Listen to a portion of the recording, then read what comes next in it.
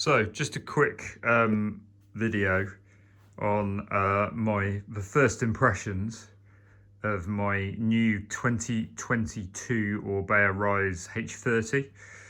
I'm thinking of posting this video up just because there's not much on YouTube about it.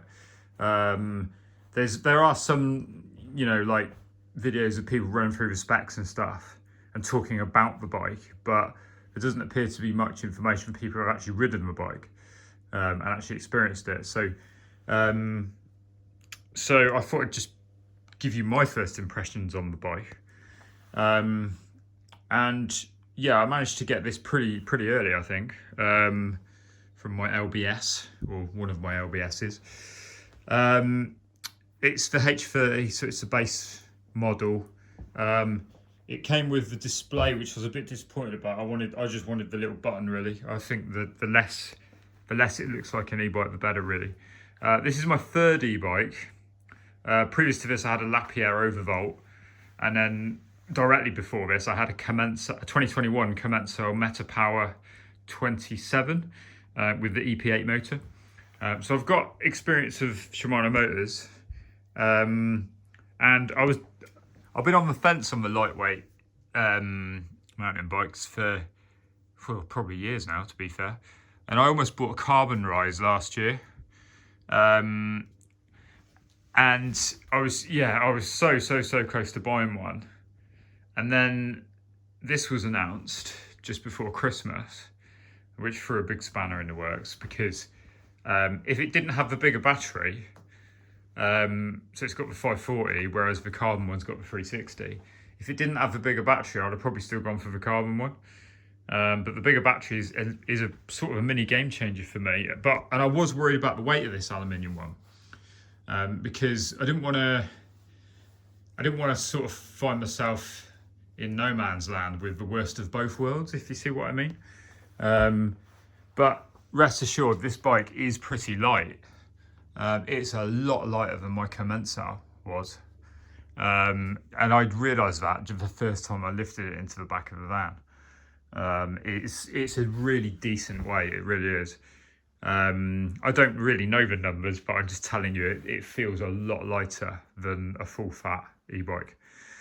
Now, I've only done a couple of days on it, but it's good, I like it. Power wise, I didn't even bother connecting it to the app before I rode it, and I should have, because it wasn't set on full power, but it still had enough power, and I was drawing direct comparisons to my EP8 and the Commensal, which was a full power, and it didn't have as much power, and it was very cadence based. So the big difference with this bike is you can't just bang it into a gear that's probably too high and then just turn the pedal slowly and expect it to grind you along, because it won't. So you need to use the gears more and get the cadence up.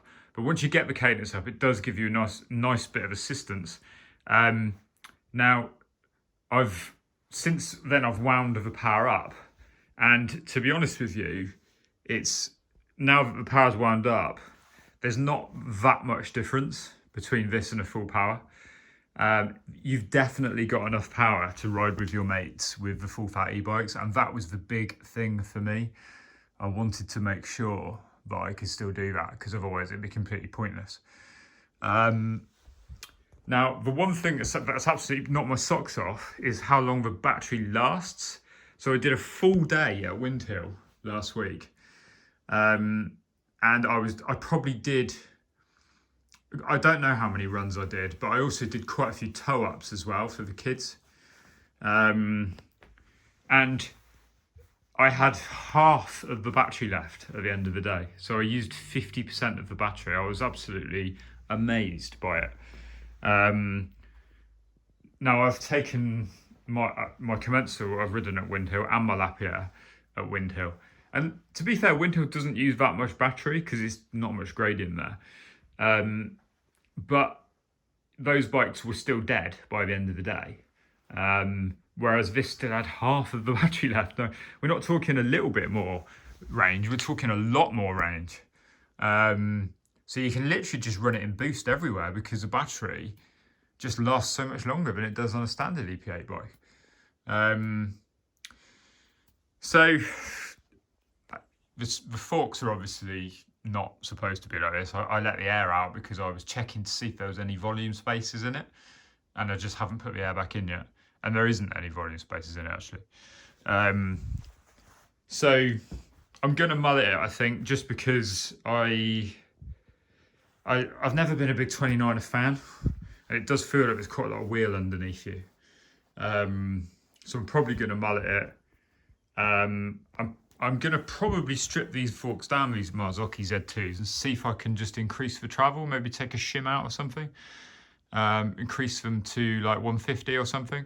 They do feel okay, but you do seem to hit a point with them where it just becomes a little bit, I don't know what the word is really. It doesn't feel bottomless. You do get to a point where you feel like you've reached the end of the travel, even when you haven't. But the rear end seems absolutely fine. And yeah, so I may end up upgrading the fork, but I think I'll try and stick with this one for now. I'll probably upgrade the brakes, but I have to say the single piston calipers are actually performing quite well. And yeah, I'm probably going to change the bars because I want a little bit more rise on the bars. But that's probably it for now, I would say. You know, it's and I got this bike for I got it for 4,200. I just basically made an offer at the bike shop, and yeah, they accepted it. So which I was pretty chuffed with. So yeah, if you've got any questions or anything about the bike, if you're on the fence about the bike, I can assure you my fears were power and battery, and weight, and I needn't have worried about any of those because it's got enough power, the battery lasts forever, and it is pretty light. So yeah, it's having come from two very heavy full powered e-bikes, which, don't get me wrong, they're great fun.